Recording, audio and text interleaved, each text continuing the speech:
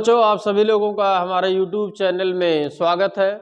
आज हम लोग प्रश्नावली 8.2 का क्वेश्चन नंबर 3 देखेंगे। आप लोग बिंदास पढ़ाई करिए, कोई दिक्कत नहीं है। रजाई में ही पढ़िए लेकिन पढ़ाई को जारी रखिए। देखिए क्वेश्चन नंबर 3 दिया गया है, यदि tan a प्लस बी बराबर दिया गया है √3 और ये किसका सिंबल है, और tan a माइनस बी बराबर 1/√3, तो जीरो अंश is less than A plus B is less than equal to 90, तो A is greater than B, तो ए और बी का मान ज्ञात कीजिए। तो इसका मतलब थोड़े कुछ लोग तो नहीं समझ पाते हैं, लेकिन इसका मतलब सिर्फ यही है कि ए और बी का जो मान हमको निकालना है, ए और बी का मान, वो 0 और 90 अंश के बीच में आना चाहिए। किसके बीच में आना चाहिए? 0 और 90 अंश के बीच में आना चाहिए। और उसमें एक कंडीशन और दिया है, ए इज ग्रेटर देन बी, 0 और 90 के बीच में आना चाहिए और ए का मान बड़ा होना चाहिए और बी का मान छोटा होना चाहिए। यही है प्रश्न कह रहा है। तो हम लोग देखते हैं कि tan a प्लस बी। अब यहां देखेंगे कि tan कितने अंश का मान √3 होता है। तो हम लोग जानते हैं कि tan 60 अंश का मान √3 होता है। ये tan से tan क्या हो जाएगा? कैंसिल। यहाँ हो जाएगा a प्लस बी बराबर कितना हो जाएगा? 60 अंश। ये बन गया समीकरण नंबर 1। सेम ऐसे यहाँ करेंगे इस प्रश्न के लिए कि tan a माइनस बी बराबर tan कितने अंश का मान 1/√3 होता है। तो हम लोग जानते हैं tan 30 अंश का मान 1/√3 होता है। तो tan से tan कैंसिल हो जाएगा, यानी a माइनस बी बराबर कितना हो जाएगा? 30। ये बन गया समीकरण नंबर 2। समीकरण को हल करने के लिए हम लोग कक्षा 9 में विलोपन विधि पढ़े हैं।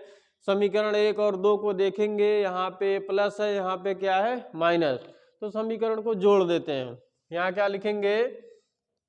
From equation first plus equation number second solve करते हैं। a प्लस बी बराबर 60 और a माइनस बी बराबर कितना है? 30। जोड़ेंगे, ये प्लस है, ये क्या है? माइनस। प्लस माइनस क्या हो जाएगा? कैंसिल। a में a जोड़ेंगे तो कितना हो जाएगा? 2a, और 60 में 30 जोड़ेंगे कितना हो जाएगा? 90। तो a बराबर हो जाएगा 90/2। तो 2 चौक 8, 1 9 10, 2 पंचे 10। तो a का मान कितना हो जाएगा? 45 अंश। तो a का मान कितना आ गया? 45 अंश। अब a का मान चाहे a में रख दीजिए चाहे b में। तो a का मान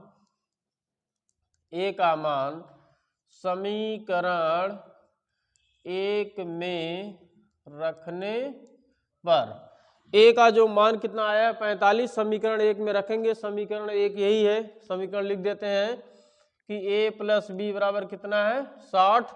a के स्थान पे क्या रखेंगे? 45, और प्लस b बराबर कितना हो जाएगा? 60। तो b बराबर हो जाएगा 60। इस 45 को उधर ले जाएंगे तो माइनस कितना हो जाएगा? 45।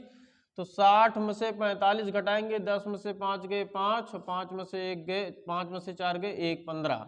तो यहाँ हम लोग देख रहे हैं a का मान कितना आ गया? 45, और b का मान कितना आ गया? 15। यहाँ कहा था a बड़ा होना चाहिए किससे? b से।